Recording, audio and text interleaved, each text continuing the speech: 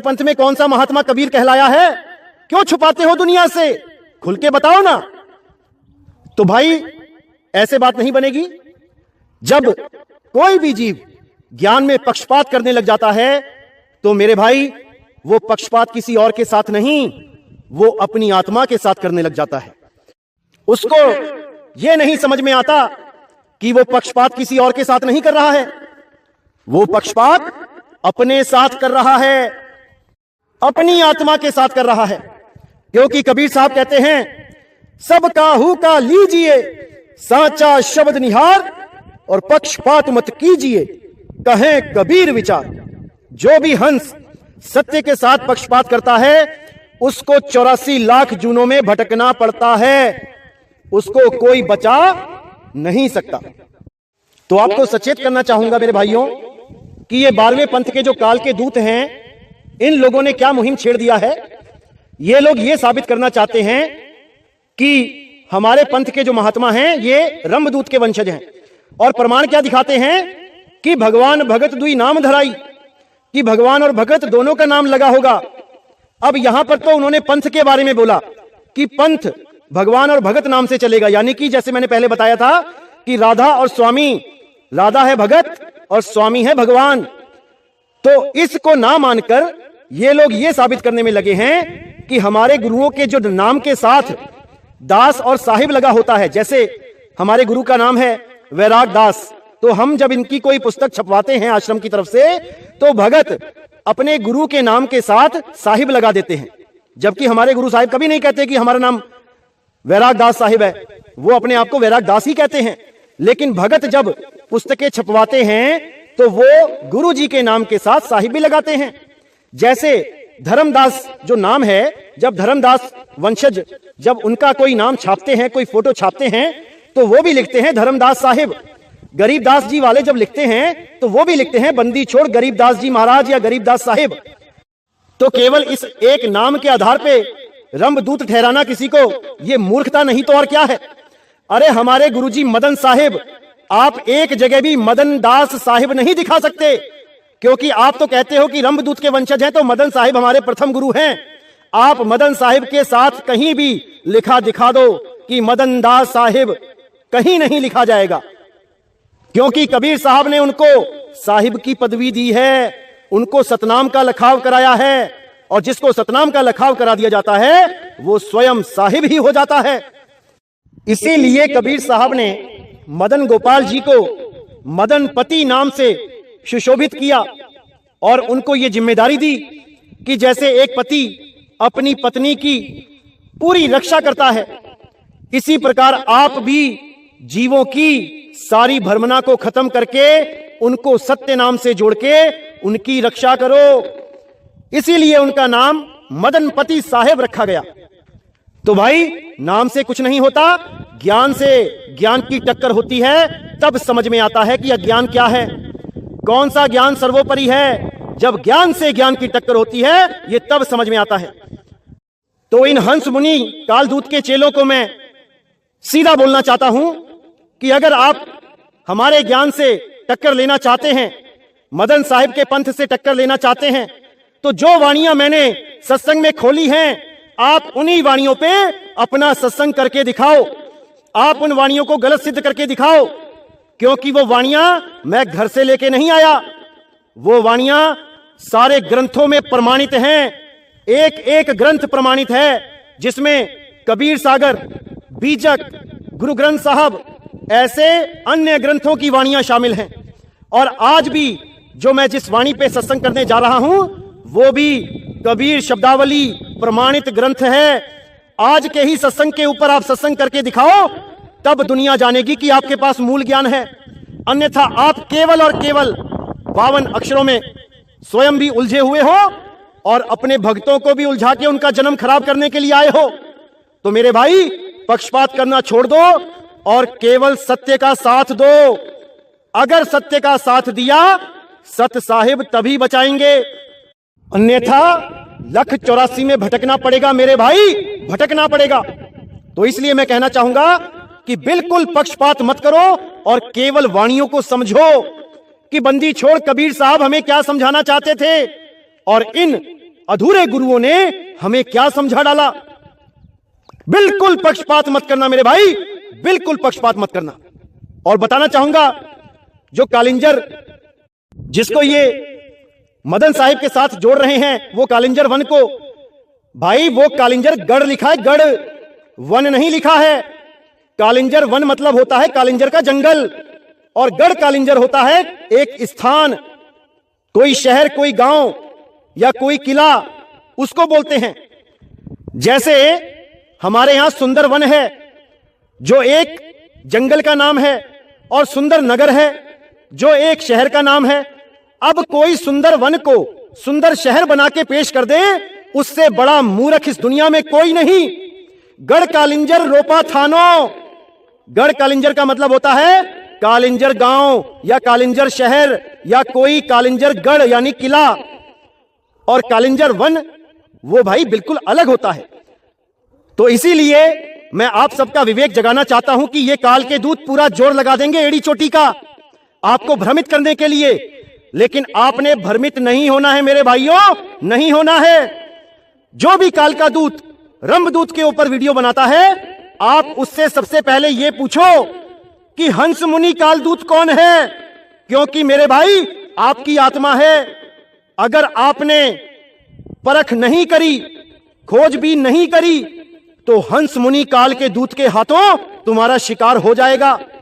इसलिए मेरे भाई, कहीं भी कोई वीडियो देखते हो जो रंभदूत के ऊपर बनाई गई है और जो मदन साहिब को उसके साथ जोड़ा जा रहा है, उन लोगों से यह जरूर पूछो कि हंस मुनि काल का दूत कौन है। देखो कैसे सांप सूंघ जाएगा उन लोगों को, बोलती बंद हो जाएगी, आवाज नहीं निकलेगी, क्योंकि वो उसी काल दूत के सेवादार हैं, जो आप लोगों को काल के मुंह में ले जाने के लिए ये तरह तरह के वीडियो बनाते हैं, तरह तरह से आपको भ्रमित करते हैं। ये वही काल के दूत हैं। इसलिए मेरे भाई, अगर आपने अपना भला चाहा है तो आप इनसे जरूर पूछो कि वो 12वें पंथ में हंस मुनि काल का दूत कौन है, उसका नाम बताओ, उसके लक्षण बताओ, जरूर पूछो मेरे भाइयों। तो आज का सत्संग शुरू करते हैं।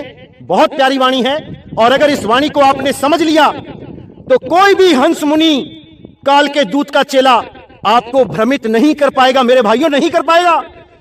और सबसे पहले मैं बताना चाहूंगा, इसी हंस मुनि काल के दूत का एक चेला क्या कहता है कि देखो, ये नितिन दास अपने सत्संग शुरू होने से पहले कहता है, माला फेरू ना हरि भजूं, मुख से कहूं ना राम, मेरा हरि मुझे भजे, मैं पाऊं विश्राम। देखो, ये हमें भटकाना चाहता है, ये हमें प्रभु के नाम से तोड़ना चाहता है। नाम नहीं जपेंगे तो शुद्ध कैसे होंगे? अरे मेरे भाई, ये वाणी नितिन दास की नहीं है, ये वाणी सतगुरु बंदी छोड़ कबीर साहिब की है, और ये मूल वाणी है, मूल। इस वाणी को समझना तुम जैसों के बस की बात नहीं है मेरे भाई। इसके लिए बहुत ज्यादा उच्च लेवल का विवेक होना पड़ता है। अगर वो विवेक नहीं है तो तुम जैसे लोग इस वाणी को भी गलत साबित करने में लग जाते हैं, जो बिल्कुल निरर्थक है। ये कबीर साहब की वाणी है, भला हुआ मेरी माला टूटी, मैं राम भजन से छूटी, मेरे सिर से टली बला। आप इसको गूगल पे सर्च भी कर सकते हैं, और आप इस वाणी को भी सर्च कर सकते हैं कि माला फेरू ना हरि भजूं, मुख से कहूं ना राम, मेरा हरि मुझे भजे और मैं पाऊं विश्राम। ये कबीर साहब की वाणी है, ये वो कह रहे हैं, मैं नहीं कह रहा हूं। तो ऐसे काल के दूतों से मेरे भाइयों बच के रहना है, बच के। जय बंदी छोड़ के। तो क्या कहती है वाणी? साधो एक आप जग माही, दूजा कर्म भरम है कृत्रिम, ज्यों दर्पण में छाही। कितना क्लियर बता दिया साहिब ने यहां पे कि इस दुनिया में केवल एक अखंडी आत्मा ही सारी लीलाएं कर रहा है। साधो एक आप जग माही, वो अपने आप ही सारे जगत में व्याप्त है, चेतन सत्ता के साथ व्याप्त है। सारी लीलाएं वही कर रहा है। वही अखंडी राम घट घट में बोल रहा है। वही राजा वही प्रजा बन के बैठा है। वही वैद्य वही रोगी होके बैठा है। वही गुरु वही चेला होके बैठा है। वही आत्मराम सारे जगत में घट घट में व्याप्त है। दूजा कर्म भरम है कृत्रिम, उसके अलावा यानी उस आत्म राम के अलावा कुछ भी दूजा जो भी है वो कृत्रिम है। कृत्रिम यानी नकली, चाहे वो कोई शरीर हो, चाहे वो मन हो, चाहे वो 5 तत्व, 10 इंद्रियां, 3 गुण या 52 अक्षर हो, ये सब कृत्रिम है। कृत्रिम, नकली। कैसा नकली? ज्यों दर्पण में छाही, जो दर्पण में छाही यानी जैसे एक कुत्ता अपनी परछाई दर्पण में देखता है और सोचता है कि सामने कोई दूसरा कुत्ता आ गया। क्यों सोचता है? क्योंकि वो अपने निज रूप को नहीं पहचान पाता और वो यही समझता है कि इस शीशे के अंदर कोई और कुत्ता है, इसीलिए वो भौंक भौंक के मर जाता है, उसको कोई बचाने वाला नहीं है। इसी प्रकार ये सूरत अपने मूल शब्द को ना पहचानने के कारण, अपने निज नाम को ना पहचानने के कारण कभी शरीरों में उलझ जाती है, कभी मंत्रों में उलझ जाती है, कभी तंत्रों में उलझ जाती है, कभी 5 तत्व, 3 गुण, 25 प्रकृति, मन, माया, इसमें उलझ जाती है। ये अपने निज स्वरूप को नहीं जान पाती, ये परछाई को ही सत्य मानती रह जाती है।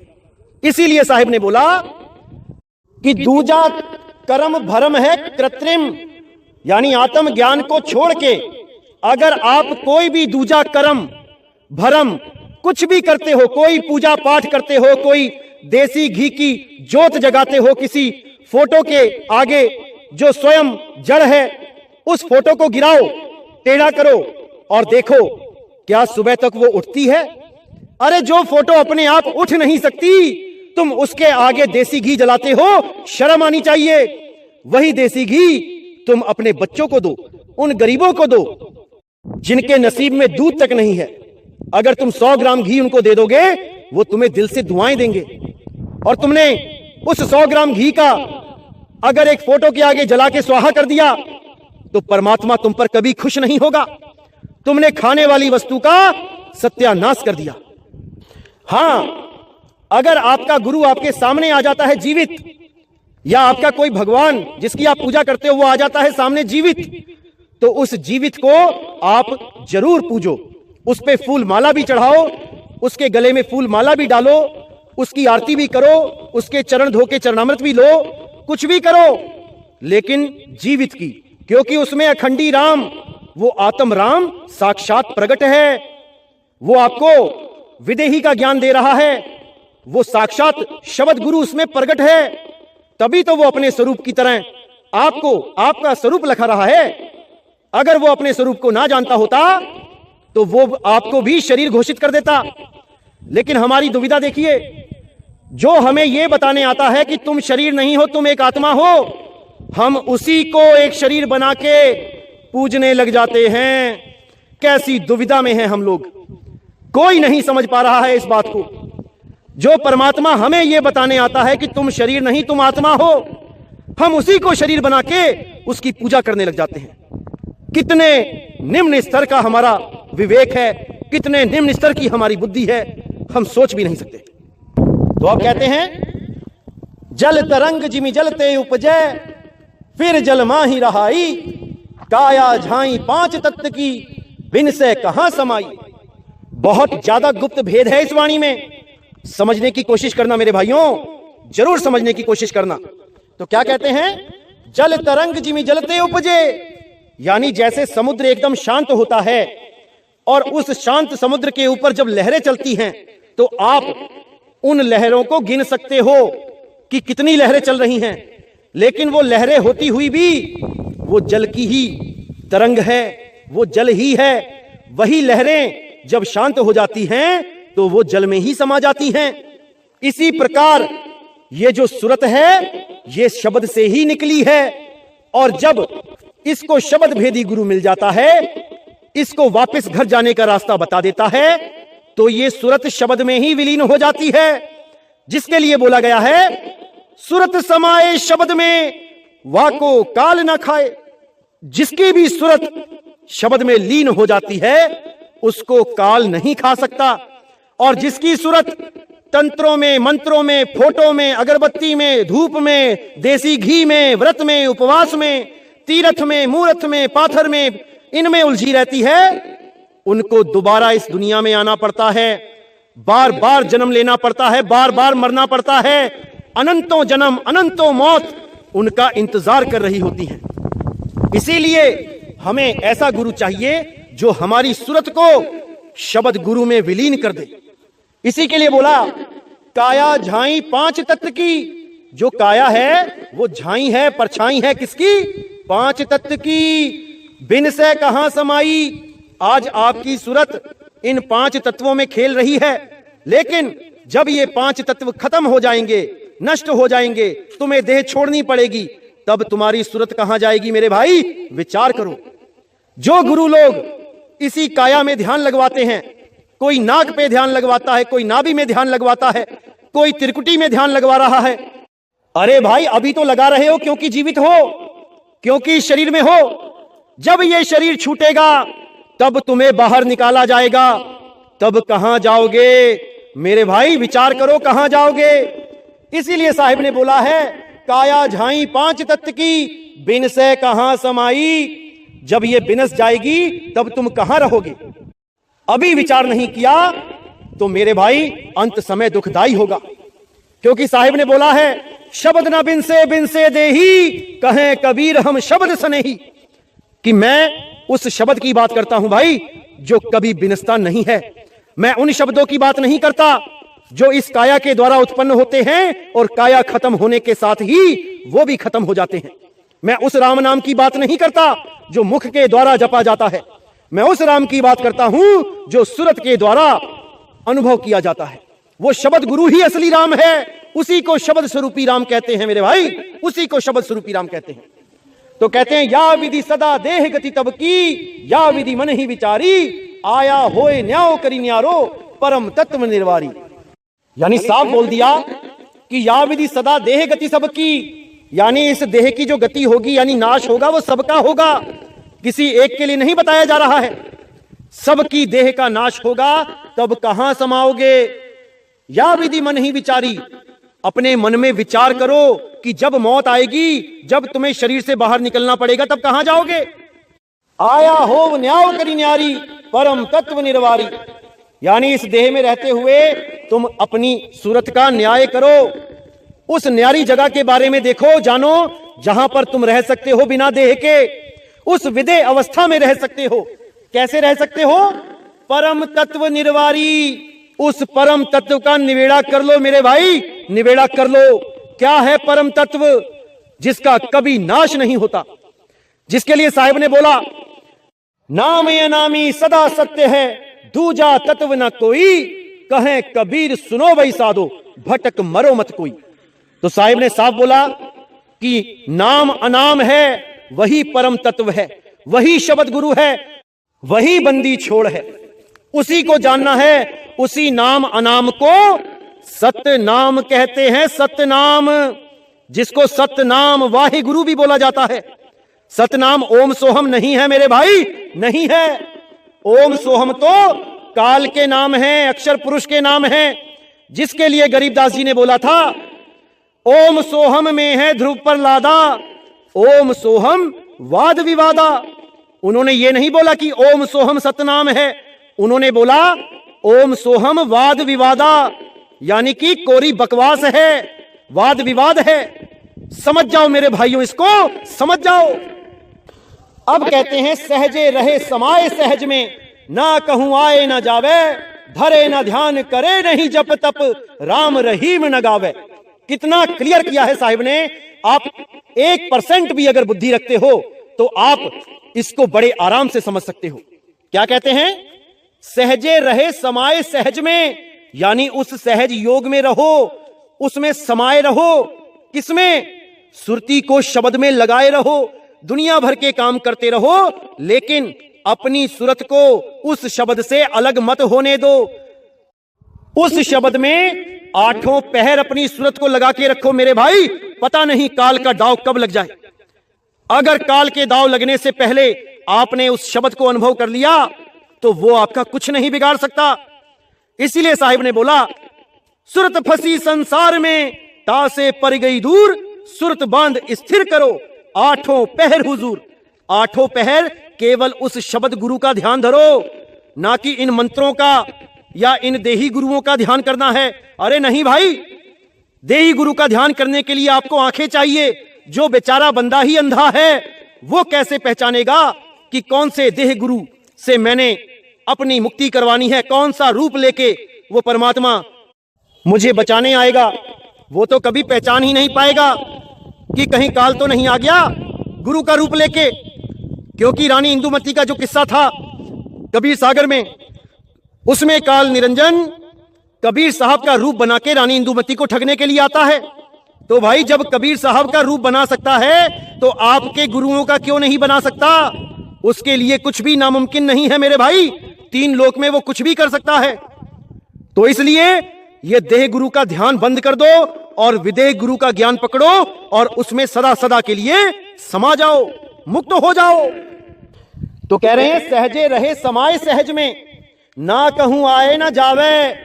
जब आप सहज योग करते हो, उस आत्म तत्व का ध्यान धरते हो, तो आपका आना जाना छूट जाता है। ना तो आप कहीं से आते हो और ना ही आप कहीं को जाते हो।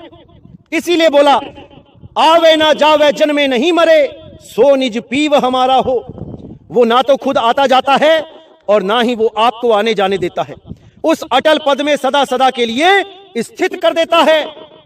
इसीलिए बोला गया ना कहीं आना ना कहीं जाना, आपे में आप समाना, आपे में आप समाना। यानी अपनी सूरत को अपने में ही समेट लो, तो आप इस दृश्य रूपी संसार से सदा सदा के लिए मुक्त हो जाएंगे, हमेशा हमेशा के लिए मुक्त हो जाएंगे। दृष्टा भाव खत्म करने के लिए आपको अपना निज स्वरूप जानना पड़ेगा, तभी बात बनेगी मेरे भाई, तभी बात बनेगी। अगर आपने निज स्वरूप जान लिया तो समझ लो आपकी अवस्था वैसी ही हो जाएगी जैसे एक कुत्ता अपनी परछाई को देख के नहीं भौंकता है, वो कभी नहीं मरता। वो जानता है कि ये परछाई है, ये नकल है, असली चीज तो शीशे से बाहर है, वही मेरा निज स्वरूप है। वो परछाई को निज स्वरूप नहीं बोलता।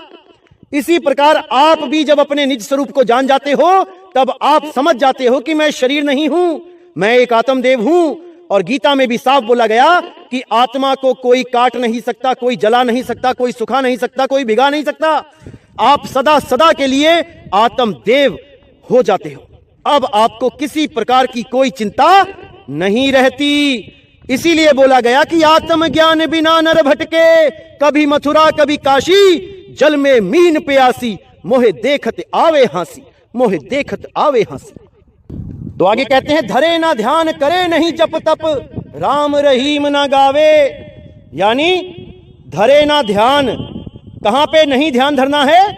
इस देह में। क्योंकि जितने भी योगी हुए हैं ये सब के सब इसी देह में ध्यान धरते हुए मारे गए, जन्म बर्बाद करके चले गए। इस काया में ध्यान नहीं धरना है, केवल शब्द में सुरत संभालनी है, शब्द का सिमरण करना है, शब्द को याद करना है, ना कि कोई जाप करना है।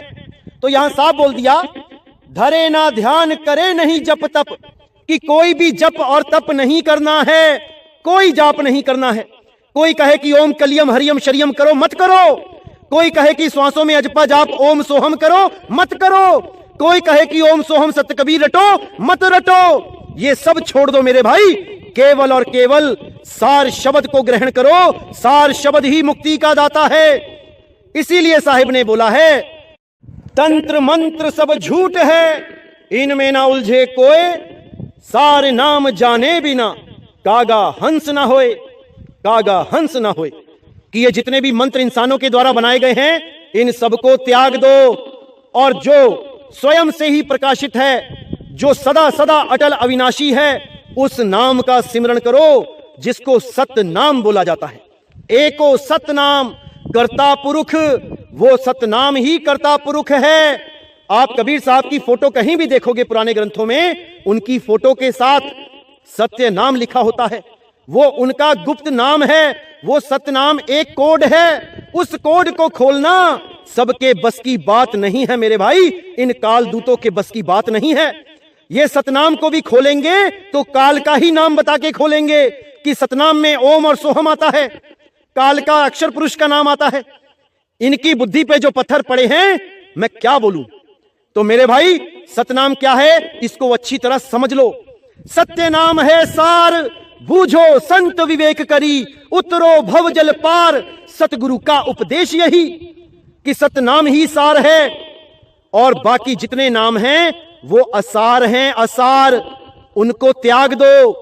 सतगुरु ऐसा चाहिए जैसे सूप सुहाए, सार सार तो गही रहे, थोथा दे उड़ाए। सार सार गही रहे मतलब सत्य नाम को गही रहे, क्योंकि सत्य नाम है सार, सत्य नाम है सार।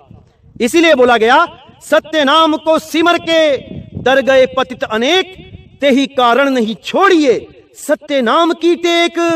उस परमात्मा सतगुरु बंदी छोड़ सत्य नाम की टेक मत छोड़ना। ये कोई काल का नाम नहीं है, ओम सोहम नहीं है जो उसकी टेक लगानी है उस काल निरंजन की। मेरे भाई सत्य नाम है सार। ये कबीर सागर का पहली लाइन है, पहली लाइन। और ये अज्ञानी जीव पहली लाइन ही नहीं समझ पाए कि क्या कहती है और बन बैठे ज्ञानी। परमात्मा ही बचाए ऐसे काल के दूतों से। तो मेरे भाइयों अच्छी तरह समझना है जो बताया जा रहा है। आगे क्या कहते हैं, धरे ना ध्यान करे नहीं जप तप, राम रहीम ना गावे। यानी मुख से कोई भी राम रहीम का कुछ भी नहीं बोलना है। माला फेरू ना हरि भजू, मुख से कहूं ना राम। ये बात यहीं सिद्ध हो जाती है कि राम रहीम ना गावे वो गाने की चीज नहीं है। अरे तुम सारी उम्र मीठा मीठा मीठा गाते रहो, तुम्हारा मुंह मीठा नहीं होगा। मीठा खाने की चीज है, गाने की चीज नहीं है। इसी प्रकार रहीम भी खाने की चीज है, गाने की चीज नहीं है। सत्य नाम है भोग तुम्हारे, वो सत्य नाम भोग है जिसको बोला गया है शब्द धुनन की खीर। उस शब्द धुन की खीर है वो जिसको खाने से तृप्ति मिलेगी, तुम तृप्त हो जाओगे, ना कि गाने से कि राम राम राम राम, अल्लाह अल्लाह अल्लाह, वाहिगुरु वाहिगुरु वाहिगुरु। अरे भाई इससे कुछ नहीं होने वाला। केवल और केवल तुम्हें ज्योत के दर्शन हो जाएंगे, शरीर में प्रकाश भर जाएगा, तुम्हारा शरीर सुन्न होने लग जाएगा। इससे ज्यादा और कुछ नहीं होगा। जन्म बर्बाद कर लोगे मेरे भाइयों, जन्म बर्बाद कर लोगे। इसलिए अभी समय है, जाग जाओ मेरे भाइयों, जाग जाओ। अब आगे कहते हैं, तीरथ व्रत सकल परित्यागे, सुन्न डोर नहीं लावे। यह धोखा जब समझ परे तब, पूजे का ही पुजावे। देखो कितना क्लियर कर दिया है साहिब ने कि तीरथ व्रत सकल परित्यागे। ये जितने भी तीरथ हैं, व्रत हैं, कई कबीर पंथी भी मैंने देखा कि कहते हैं एकादशी का व्रत रखना बहुत जरूरी है। मैंने कहा क्यों? कहते कबीर सागर में लिखा है। मैंने कहा भाई वो इसलिए लिखा है कि काल दूत इस व्रत को करवाने लग जाएं ताकि वो समय आने पर पकड़े जाएंगे। क्योंकि कबीर सागर में दो तरह का ज्ञान लिखा गया है भाई। एक ज्ञान लिखा गया है काल दूतों के लिए और एक ज्ञान लिखा हुआ है उस 13वें पंथ के प्रवर्तक के लिए, उस 13वें पंथ के प्रचारक के लिए, जो वो नीर और शीर का निबेड़ा कर सके।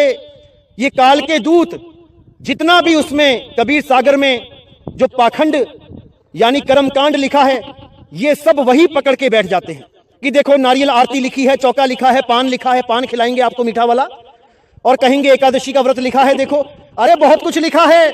ये इसीलिए लिखा गया था ताकि ये काल के दूत इसको सुना सुना के लोगों को भ्रमित करेंगे, और जब असली ज्ञान सामने खुलेगा तो ये सब के सब पकड़े जाएंगे। तो कहते हैं तीरथ व्रत सकल परित्याग है, सुन्न डोर नहीं लावे।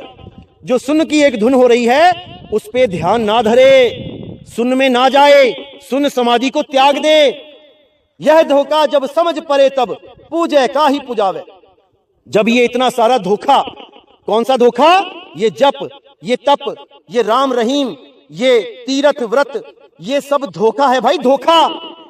तो साहिब कहते हैं जब इस धोखे को तुम जान जाओगे, जब मूल ज्ञान प्रकट होगा तब आप इस धोखे को पहचान जाओगे, तब आपको समझ में आएगा कि पूजा का ही पुजावे, कि किसकी पूजा करनी है और किससे पूजा करवानी है। यह भाव है आत्मज्ञान का कि जब उस आत्मज्ञान को प्राप्त कर लेते हैं तब कोई पूजा करना और पूजा करवाना शेष नहीं रह जाता। अरे गुरु ना चेला रहूं अकेला। तो मेरे भाई, इस ज्ञान को अच्छी तरह समझ लो। इस ज्ञान को समझने के बाद ही आपके मुक्ति के द्वार खुलेंगे, अन्यथा आप भी किसी ना किसी हंस मुनि काल के दूत के शिकार हो जाओगे। इसलिए मेरे भाई, पूरा विचार करना है, पूरा विवेक लगाना है। यह जीव आपका है। अगर आपने अपने जीव का कल्याण नहीं किया तो 84 में धक्के आपको खाने पड़ेंगे मेरे भाई, आपको खाने पड़ेंगे। कोई नहीं बचा पाएगा। तो इसीलिए पक्षपात बिल्कुल मत करना, ज्ञान को अच्छी तरह समझना, हर चीज को क्लियर किया जाएगा। इस 2020 में एक एक वाणी को खोल दिया जाएगा। एक एक वाणी का जो कोड लगा है उसको डिकोड कर दिया जाएगा। हर चीज क्लियर कर दी जाएगी। बस आपने पक्षपात नहीं करना है मेरे भाइयों, नहीं करना है। अगर आपने पक्षपात नहीं किया तो समझ जाना कि परमात्मा आप पर दयाल हो जाएगा, क्योंकि परमात्मा कभी नहीं चाहता कि कोई भी जीव सत्य के साथ पक्षपात करे और दोबारा इसी जन्म मरण में 84 में धक्के खाने के लिए आ जाए। इसीलिए साहिब समझाते हुए क्या कह रहे हैं आगे, जोग जुगत ते भरम न छूटे, जब लगे आप न सूझे, कहें कबीर सोई सतगुरु पूरा, जो कोई समझे बूझे। अब कितना क्लियर कर दिया साहिब ने कि जोग जुगत ते भरम न छूटे। ये हठ योग, ये प्राण योग, ये राज योग, इन योग से ये भरम नहीं छूटने वाला मेरे भाई, नहीं छूटने वाला। जब लगे आप न सूझे, जब तक तुम्हें अपना ज्ञान नहीं होता कि तुम क्या हो, कौन हो, जब तक कोई भरम छूटने वाला नहीं है। कहें कबीर सोई सतगुरु पूरा, जो कोई समझे बूझे। कि हे जीव, सतगुरु वही पूरा है जो इस पद को समझ जाए, बूझ ले। कौन पूरा है सतगुरु? सोई गुरु पूरा कहावे, जो 2 अक्षर का भेद बतावे। एक छुड़ावे एक लखावे, तब प्राणी निज घर को जावे। कि ऐसा गुरु ढूंढ ले मेरे भाई जो तुम्हें 2 अक्षर का भेद बता दे, उसमें से नकली अक्षर को छुड़वा दे, उस कृत्रिम नामों को छुड़वा दे और सत्य नाम का लखाव करवा दे। जिसके लिए गुरु ग्रंथ साहब में साफ बोला है, कृत्रिम नाम कथे तेरे जिहिबा, सत्य नाम तेरा परा पुरबला। कि जितने भी नाम मुंह से बोले जाने वाले हैं, ये सब भाषाओं के गुलाम हैं, ये भाषाओं के नाम हैं, ये इंसान के द्वारा बनाए गए कृत्रिम नाम हैं, नकली नाम हैं। इन नामों से परमात्मा नहीं मिलेगा मेरे भाई, नहीं मिलेगा। किस नाम से मिलेगा? सत्य नाम से मिलेगा। सत्य नाम तेरा परा पुरबला। पुरबला यानी कि प्राचीन से भी प्राचीन, पहले से भी पहले, जिसके लिए बोला गया आज सच जुगाद सच है भी सच, नानक होसी भी सच। वो सदा सदा सच है, सदा सदा सलामत है। तो मेरे भाइयों, आज के सत्संग से आपको बिल्कुल क्लियर हो जाना चाहिए कि माला फेरू ना हरि भजूं, मुख से कहूं ना राम, और मेरा हरि मुझे भजे तब पाऊं विश्राम। तो मेरे भाइयों, अच्छी तरह समझ जाओ इस वाणी को, अच्छी तरह समझ जाओ इस मूल ज्ञान को। यही ज्ञान पूरे ब्रह्मांड में सारे इंसानों के लिए, हर धर्म के लिए, हर प्रकार के जीवों के लिए कल्याणकारी है। चाहे वो अमेरिका का हो, चाहे वो ताइवान का हो, जापान का हो, चाइना का हो, रूस का हो, कहीं का भी हो, शब्दों का भेद नहीं होगा, क्योंकि शब्द ही नहीं है, ये 52 अक्षर ही नहीं है भाई। शब्द गुरु सबका एक है, वो परमात्मा सबका एक है। वो इन भाषाओं के अधीन नहीं है कि मैं हिंदी के नाम जपूंगा तो परमात्मा खुश होगा, मैं पंजाबी के नाम जपूंगा तो परमात्मा खुश होगा। ऐसा कुछ नहीं है भाई। परमात्मा तुम्हारे भाव का भूखा है। तुम्हारी सूरत जब उसको याद करेगी, वो तुम्हारी भाषा सुने बिना तुम्हें बचाने आएगा। जैसे उस हाथी ने याद किया जिसका पैर पकड़ लिया था मगरमच्छ ने, कौन सी भाषा में उसने याद किया होगा? तो भाई भगवान को आना पड़ा उसे बचाने। इसी प्रकार जब कोई जानवर किसी गड्ढे में गिर जाता है तो क्या वो पुकार नहीं करता? तो क्या वो फरियाद नहीं करता? अरे उसको तो कोई भाषा नहीं पता, फिर कैसे भगवान उसकी सुन लेता है? क्योंकि हम जीव अपनी छोटी बुद्धि के कारण भगवान को, परमात्मा को भी अक्षरों में बांध लेते हैं कि मैं राम राम नहीं जपूंगा तो वो खुश नहीं होगा क्योंकि उसका नाम राम है। मैं कबीर कबीर नहीं करूंगा तो वो खुश नहीं होगा क्योंकि उसका नाम कबीर है। अरे नहीं मेरे भाई, ये सारे नाम इंसानों ने दिए हैं, ये सारे नाम इंसानों की उपज है, परमात्मा का कोई नाम नहीं है। गुरु गोविंद सिंह ने 1000 नाम लिखने के बाद उसको अनामी बोल दिया कि उसका कोई नाम नहीं है, तुम 1000 छोड़ो, करोड़ों नाम लिख दो। इसीलिए साहिब ने कहा, कोटि नाम संसार में इनसे मुक्ति ना होए, और गुप्त नाम सतपुरुष का बूझे बिरला कोई।